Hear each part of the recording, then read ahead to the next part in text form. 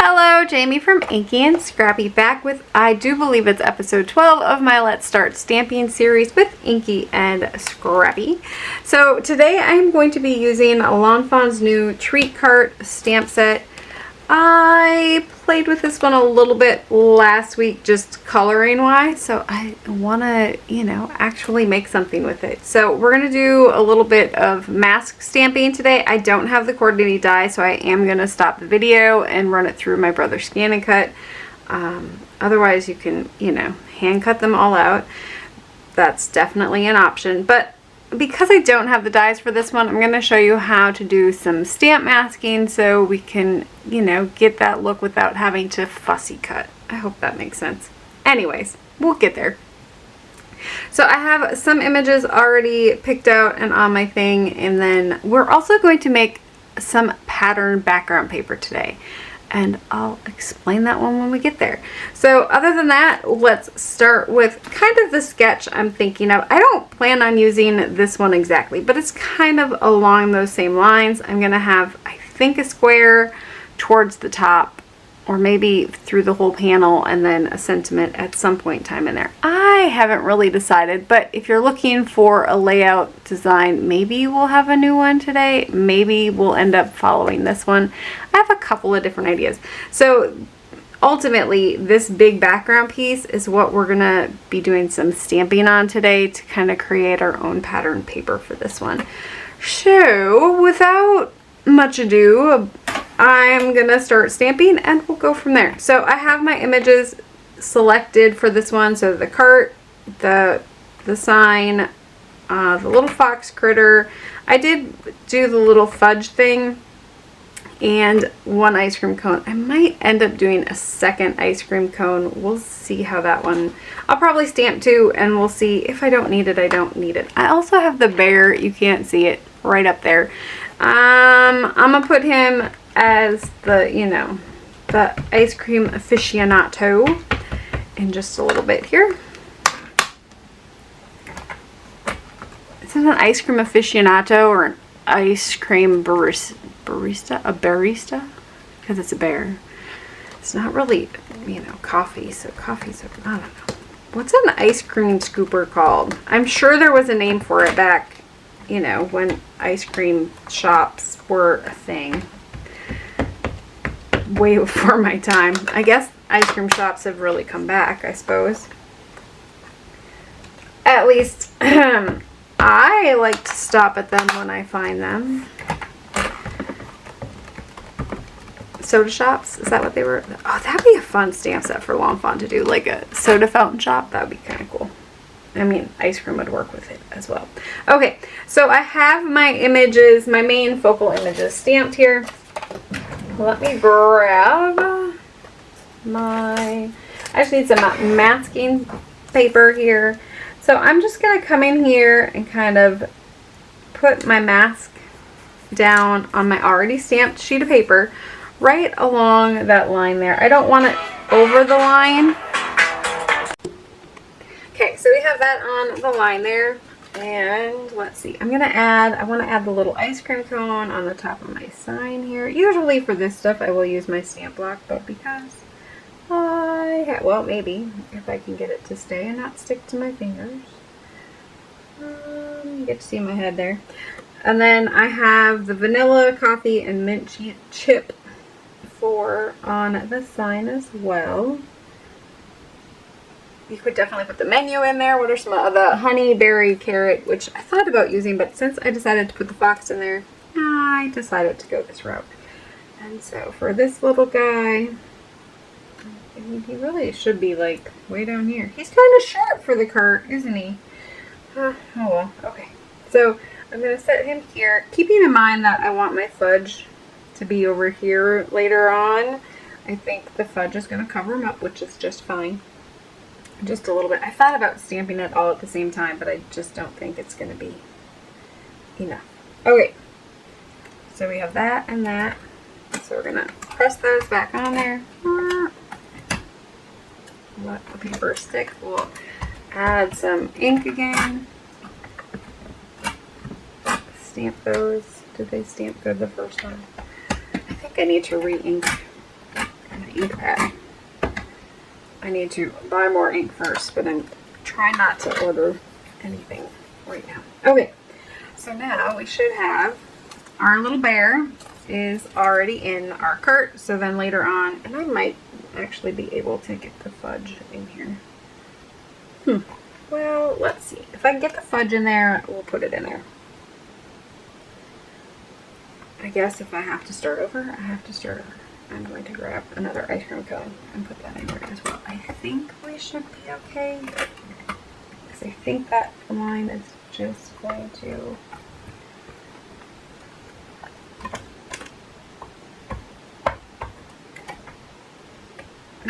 we're over him a little bit, but I think we'll be okay there. Yeah.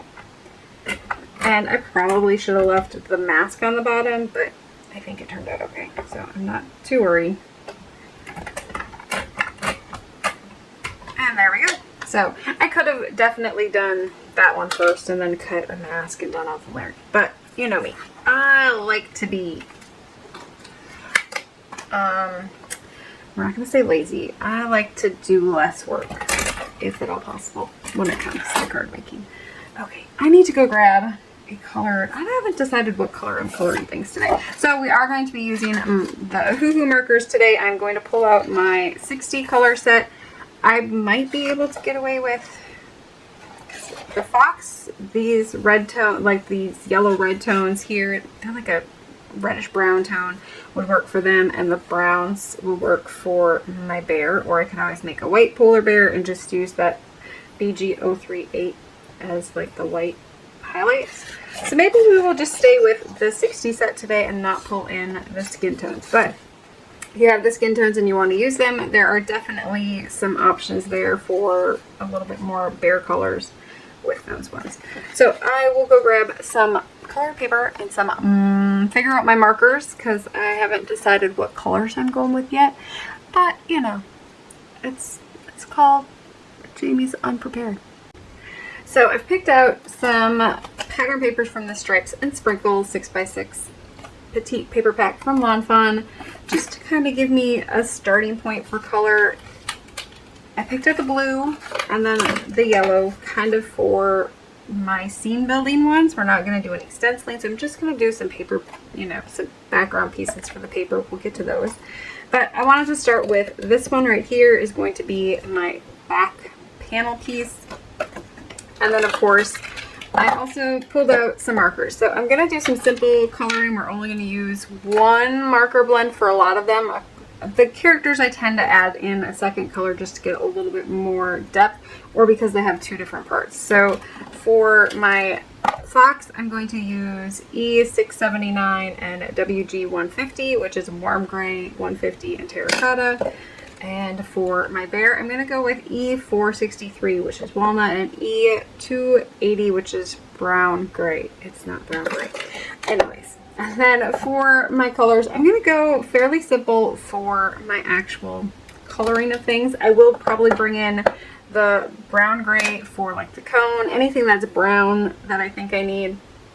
But for my main colors, or my, you know, splashes of color, I'm going to use mint green, which is for G471, lavender, which is V369, and I'm going to bring in blue gray, which is MG069. It's kind of this bluish, I don't know, like a smoky blue, I guess, like a darker blue gray. We're just going to bring in that one. And then I did pull in the Y397, the Canaria yellow. I don't know if I said that right or not. And then I just brought in two of the gray markers, so the lighter ones, that BG. So my Hot Mess Express self is actually doing a voiceover for this portion, probably for the better part of the second half of this one. I just was not feeling it today, so please forgive me on this one. But to start, I'm just going to start laying in the shadows. I am keeping my coloring to one marker for the most part for all of my coloring. Well, not one marker, but one marker color blends, I guess. So coming in with that first one, or that first layer, just kind of laying down where I want the shadows, and then coming in with a second layer covering the whole item, and then just coming back in spots. I don't always do it, but just coming back in spots to kind of add a darker layer if I felt I needed it. A lot of them only needed 2. And so that's all I did. I kept it super simple, as I try to do with this Let's Start Stamping series. So I will continue on with my next one. So I was kind of picking and choosing. I knew that I wanted green for the mint chip ice cream, and then going on to my next color, and I do end up bringing back in that green color again. It's just a matter of I don't know, kind of, I try to figure it out in my head as I'm coloring to figure out where, if I'm going to have enough mixture of colors, kind of give me the same amount, I don't know, of tones, different color. I don't know. It's hard to explain. Like, I don't know. What looks good to my mind, I guess, is kind of how I color things. So I try to keep the thirds, if I'm going to keep 3 colors, and that's kind of what I did with this one. I ended up not coloring yellow in my awning because I decided to stick with the blue, green, and the purple. So trying to kind of spread those colors out so my blues aren't all going to be right next to each other, that they're going to be spread out throughout my scene and or image, and that kind of helps make it pleasing to your eye. I hope that makes sense. For the tires here, I went really simple. I actually went in with 1 full layer of color, and then I just came back in and added a second layer where I wanted the shadow. And yes, I colored outside of the line. I will come back in and kind of fix it. I didn't fix it, but I'm coming in with the clear marker, so the 0 blender marker from Ohuhu. Copics has a 0 marker as well. They call it a blender marker, but seriously, it's more of an eraser than a blender. So it actually takes that pigment that you put on the paper with that blue, and it's going to help push the pigment further and deeper into the paper, so it kind of looks like you erased it. So you're basically kind of like watering down that pigment and making it lighter. So that's what that blender brush does. It will also help you do, like, if you want stripes or dots or highlighted areas that maybe you forgot. It's not perfect. I do like Ohuhu's blender marker better than I like Copics. I don't understand why theirs works a little bit differently than Copics does, but it does. So that's one way to get maybe patterns or highlights that maybe you missed, when you were coloring the first time through. So those are all options for you. So I came in with the green for my awning, and then I'm going to bring in a purple here.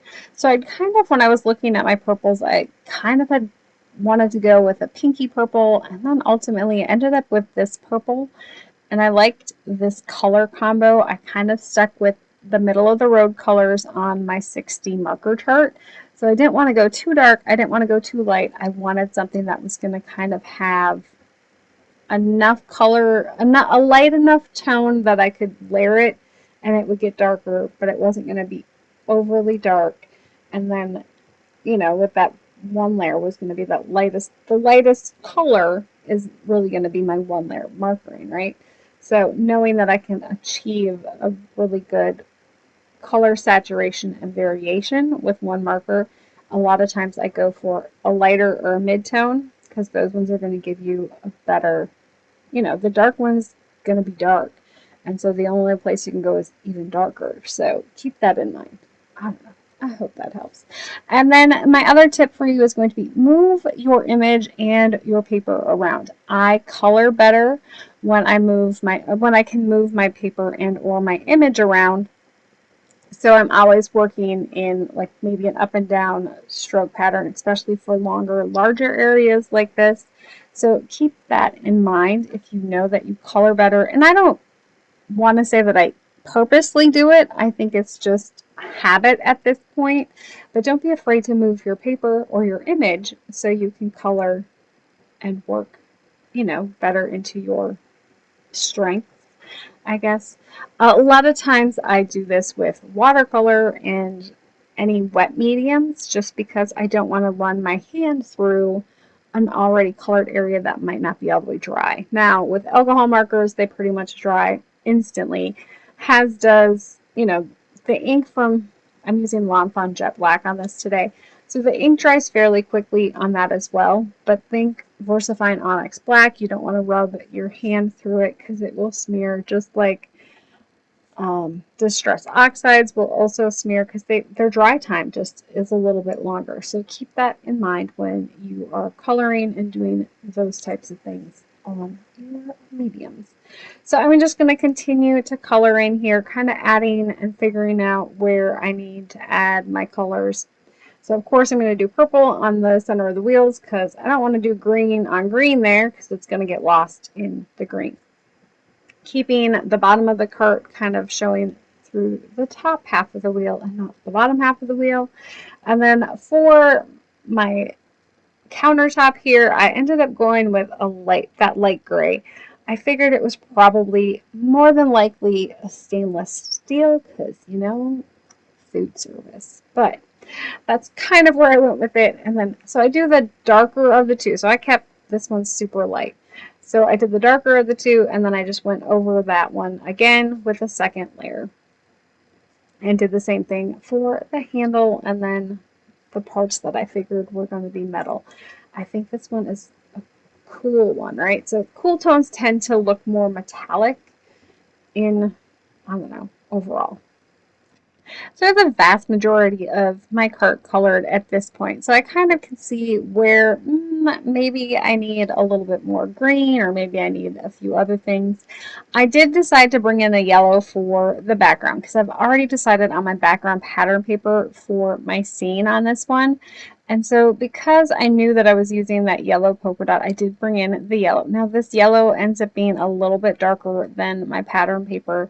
I could have left it white. It would have been totally fine to leave it white, but I kind of decided to just cheat because I don't have the die for this one. Of course, that's why we did the bear already in there, as with the fudge. And so this way it looks like maybe it was cut out and part of the pattern paper that's going to go behind it. I also brought in just a second layer of dots here because that pattern paper also had dots on it. So it's not going to look exactly like the pattern paper, but it kind of meshes well with it. So now I'm just going to add in some color to my fudge thing again. I'm just spraying in that BG042.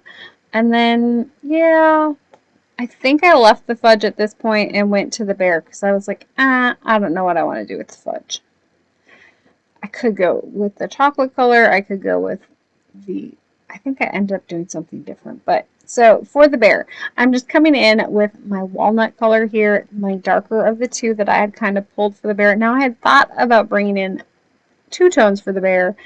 And as I was coloring, I'm like, you know, this one's light enough. It's not going to hide the other. And so I just kind of decided to go for it. I'm going to come in with my marker again, and then I'm just going to finish coloring the whole thing in, of course making sure to go over those areas that I wanted the shadow in a little bit more, and then coloring the rest of my images here, or rest of my image here, and then adding in a third layer where I felt it needed it. Maybe it blended too well and you kind of lost the shade or the shadow, and so I do that a lot of times. I also use that marker for my cone bottoms here. And trying to finish my card up, I did decide to bring in the Fox's terracotta for my fudge container. I just felt it needed, I didn't want to go with like too much of, I didn't want to go with the brown for the bear, and I really didn't want to bring in another brown, so I just brought in the fox's color for that one.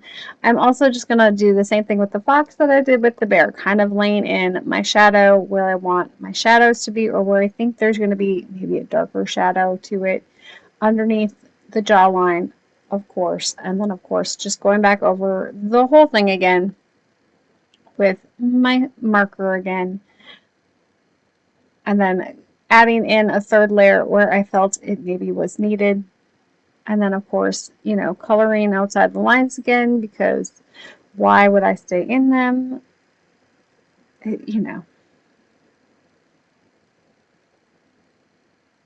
And then, so to fix that little spot, we're going to come in with my warm gray. I think it's 105, 150. Sorry. I'm pretty sure it's 150. And so I just touched that a couple of times. It's going to push that red kind of back out so you really don't see it. You could have gone in with the colorless blender first if you wanted to. Let it dry. It will bleed into your other color otherwise if it gets oversaturated. So then for my sign, I was kind of thinking of doing blackboard, but I was like, that's not going to look right with my black lettering. So I decided maybe it's just a whiteboard. So I brought in the lightest of the cool grays just to give it a little bit of, you know, a shadow on the one corner. I remembered to color in the little cone bottom on that one as well. And then I decided I needed some more of that blue tone, and so I'm bringing in the blue to color in my signage here.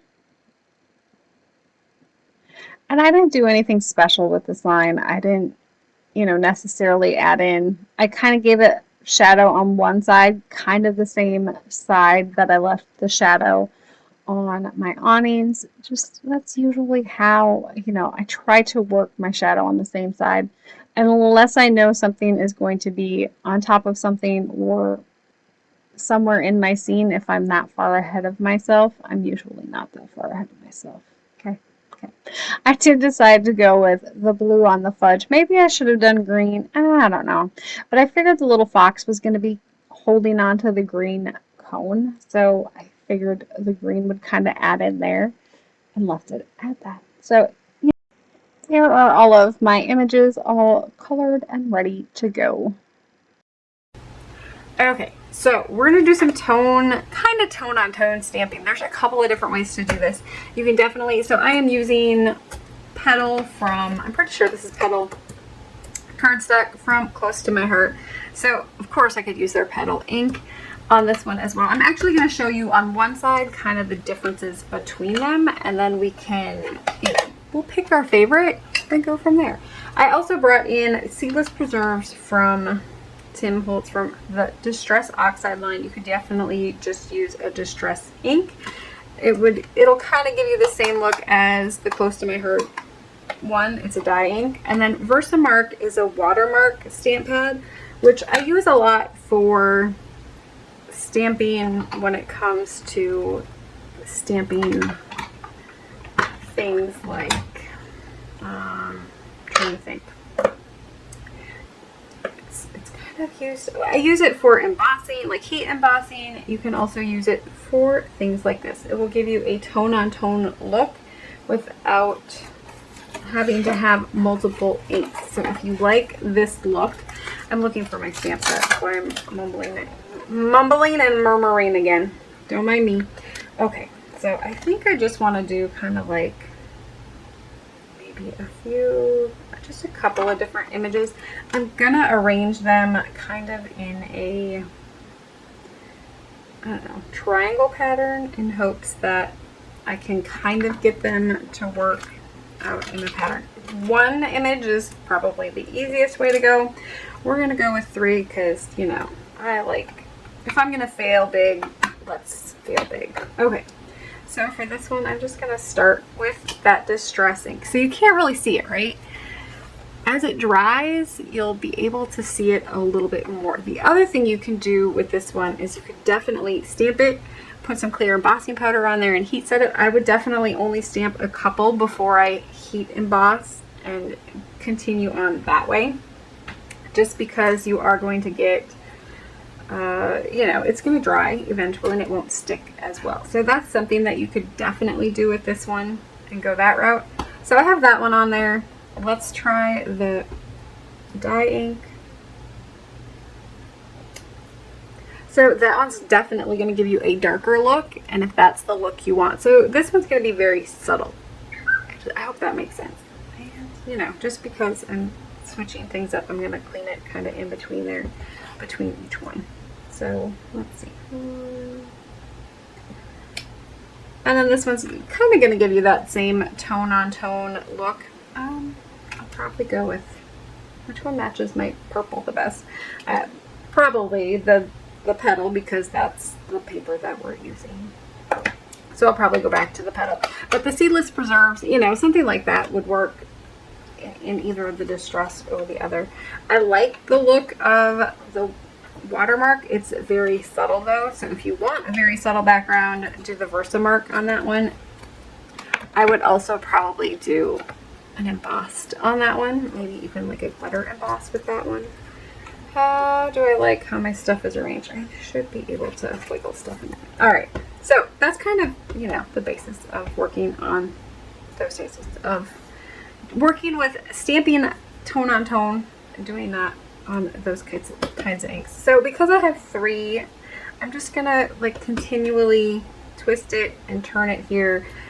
Do I normally do 3 of them all at once? Not necessarily. I tend to kind of do one and then go about my day. But this definitely will work. Kind of twisting and turning it, getting some of them to be off the pattern paper or off the paper. I also cut my piece of paper a little bit big so we can trim it down here, which will help with making it look a little more random or a little less, I don't know, like I hate it. It's all good.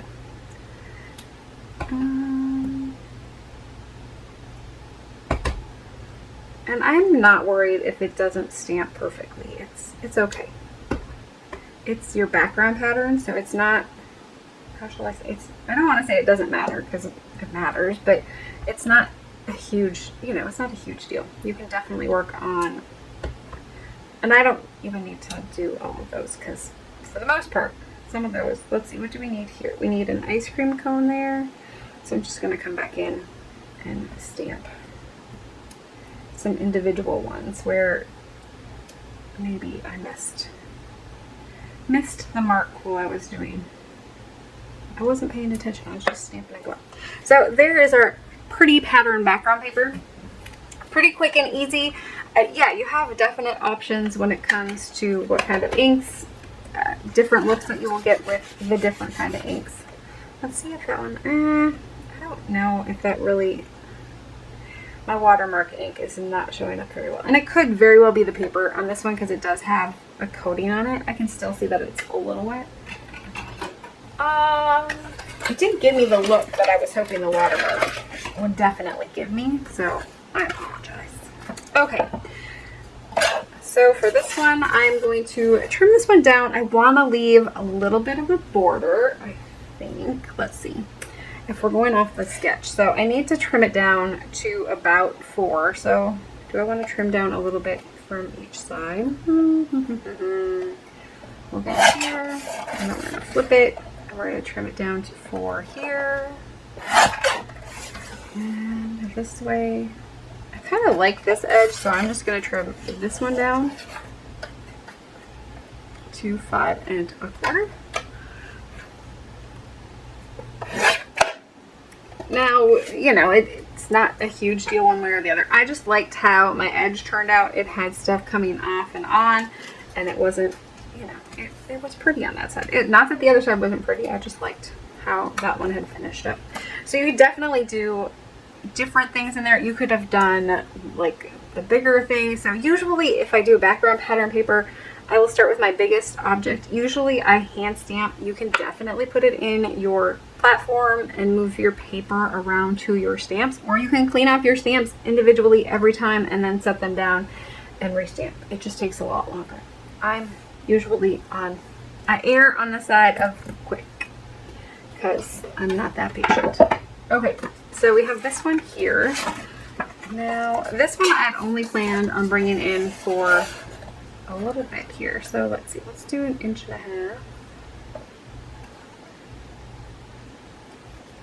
How big of a square do I want? Do I want a square or do I want a rectangle? So let's go 3.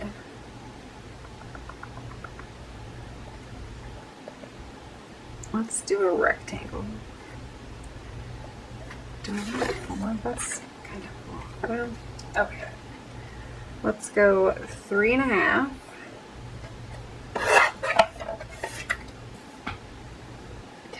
And then I need this one to be.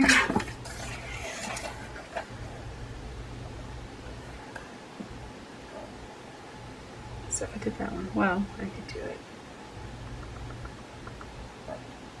2, 3.5.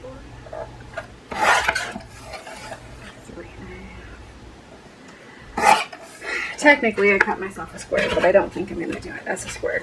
So, you know, 2.5 and 1.5 is going to equal 3.5, but I think I'm going to go like this. I need to cut up my images, and then I can kind of figure out where I'm going with this one. I told you I was a hot mess today. I'm sorry. Okay, so I have the Brother Scan cut them all out, and we are rip-roaring and ready to hopefully continue onward. Alrighty. Okay, so I have this one here, this one there, and we could totally go this way with it as well. I think then I might like it better this way. That was not where I was going with this one. Okay, anyways. Do as I say, not as I do. Alright.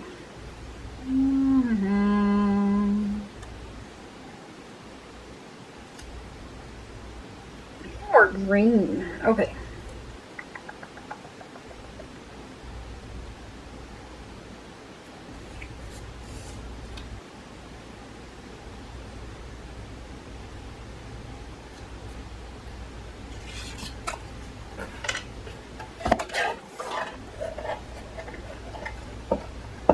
I really don't need that much real estate there. Okay.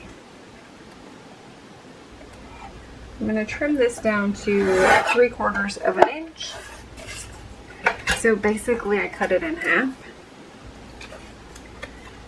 And let's see. I could have definitely, you know, kept this piece a little bit bigger and gone that route.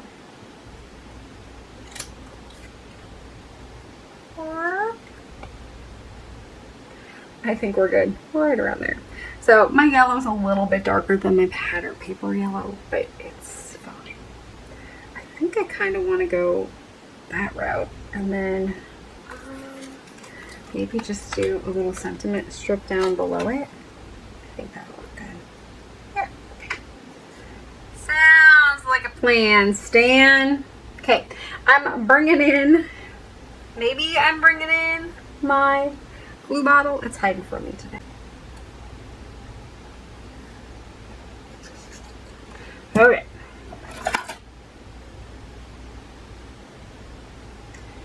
Here we go. Because I need to, you know, visually leave myself some room there. Should I already have my sentiment done? Maybe. If you have a hard time visualizing space, make sure to do your sentiment beforehand. Yeah. Do I have a hard time visualizing space? Yes. Do I do it the hard way anyways? Also yes. Okay.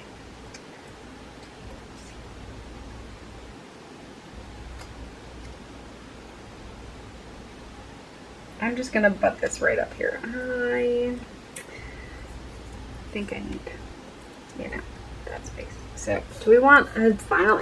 I would totally cut my back piece bigger next time and then just lay it on top. I mean, that probably would have been the smart way to go. I never said I was, you know, horribly smart. Okay, 6. So, let's just say this one is, it's what, 2, what did I cut this one at? 2? And so 2 3/4. Yeah. So it's like 2 3/4 by this way by 3.5. So I would probably cut my yellow piece next time to that size and then go from there. So for this one, I need to bring him in here.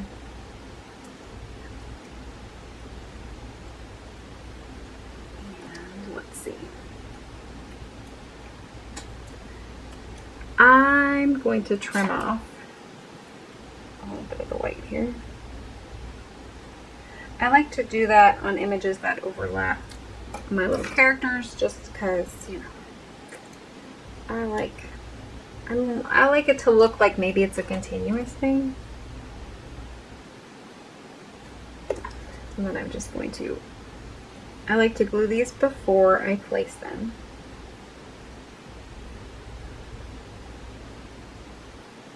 I think I'm going to pop him up.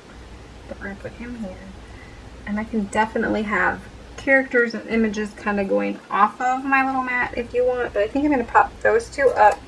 And we're going to do him here. I was thinking about giving him the other ice cream cone, but I don't think so. I think he's just waving high.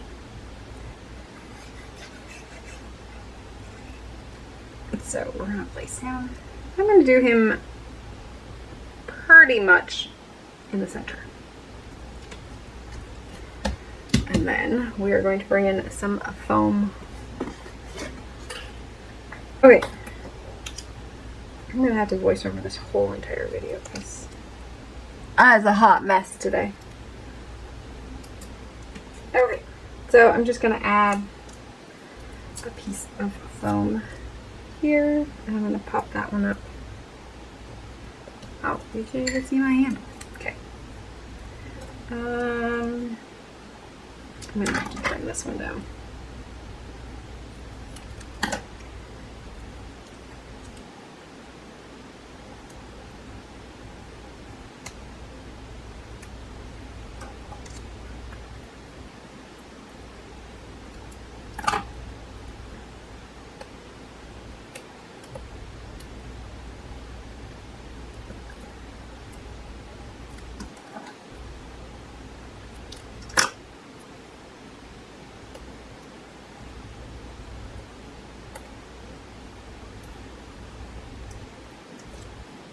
Peeling up the foam or the tape backing here, and then I can kind of place him where I want him in front.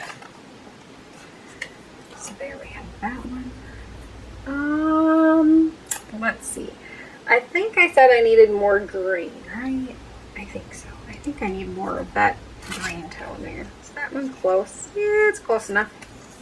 Scratch piece of paper, good to roll. Okay. I need a sentiment. You're the sweetest, you're the coolest, you're the best. Have the happiest Father's Day, birthday, summer ever. Let's see. Have the...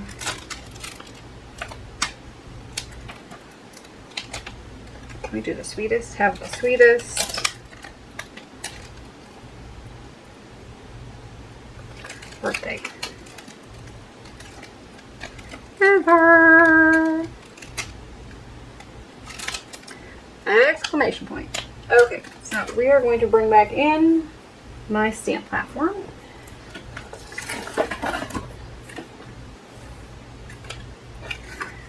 Pop that one up there. Okay, have the sweetest birthday.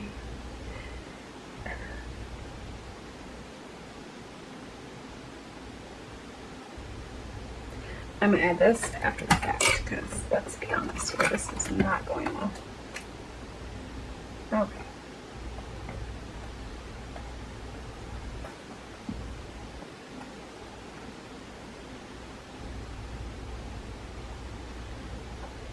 You know, sometimes I make everything look so easy. Yeah. Today's not one of those days. This is called Jamie on the Struggle Bus.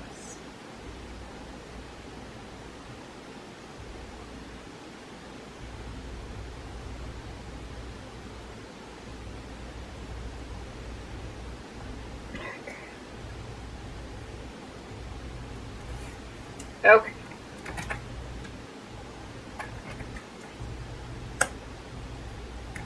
Okay. We are ready to stamp finally. Alright, so I'm going to come in with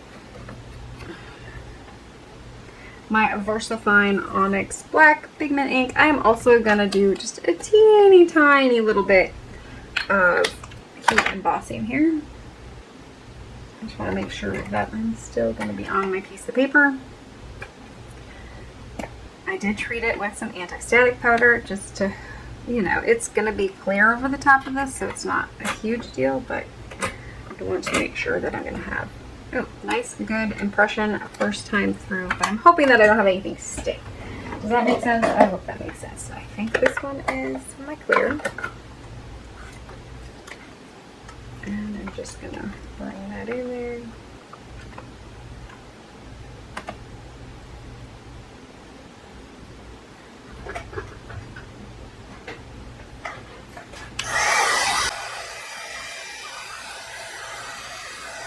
And then we're just gonna set that.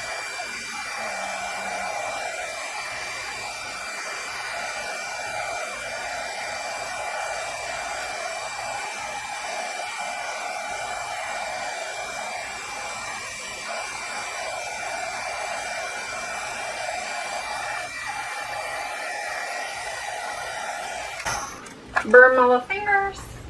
Okay. And I'm not gonna have time to voice over, but I'm gonna have to make time to voice over. Okay. Have the sweetest birthday ever, and we could definitely bring in a die cup for that one. We are way over on time, so let's see here. I'm going to go this route. Bringing in that post-it note line, using this guide on my trimmer to kind of help make an even cut.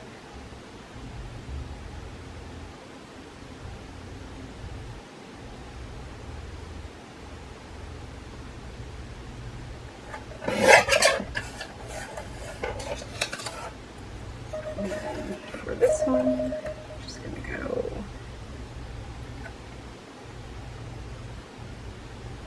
I didn't leave much real estate on the other end, so I have a fairly even cut all the way around on that one. And then I can add this one down underneath on the bottom. It's almost, I guess I should have measured it. It's pretty much spot on for the width of my little panel. And then I will pop this on to the bottom here. And I'm just trying to leave as much room down here as I have up there, so I'm not worried too much about that one. I do want to make sure that it is mostly centered in there. Have the sweetest birthday ever. And I'm going to mount this onto that one's purple. I don't think I have a blue that matches, or well, I have a darker purple. I guess I could do the darker purple for a base. I don't have a green that matches, otherwise I would probably pull in that green. A yellow would maybe work, but I don't think I have a yellow in tone. That's gonna match. I don't think this one's gonna be too bright. Oh, this one maybe. I could maybe do the yellow. What do you think? Yellow or deep dark purple? I really like the deep dark purple, but I think the yellow helps pull in that yellow. I'll do the yellow. Okay, we're gonna pop this one on here. See how much that one dried back? I kind of like that one almost better than the other one. Oh. And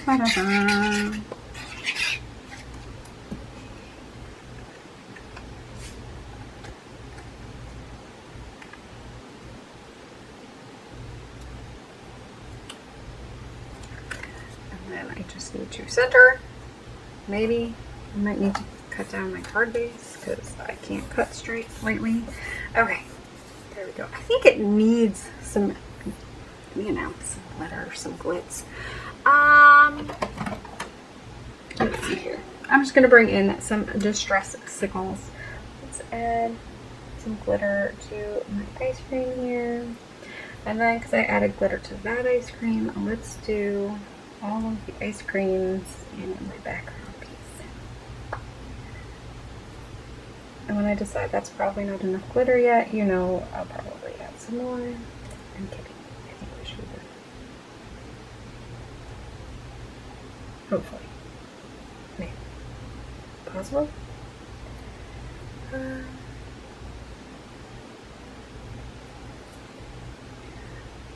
Oh, we forgot the little glitter, the ice cream on the front. Okay. Okay. I think I'm done glittering. Maybe. Possibly. That's probably an ice cream cone. I think we're good. I got a little bit of glitter. Okay, so there is our completed card front for today. I'm sorry, I'm gonna have to voice over the whole thing because I was a hot mess. Alrighty, sentiment for the inside. I'll probably just do thinking if you want or something. I will add, let's add, we have that extra ice cream cone, so let's just pop that one in here down here.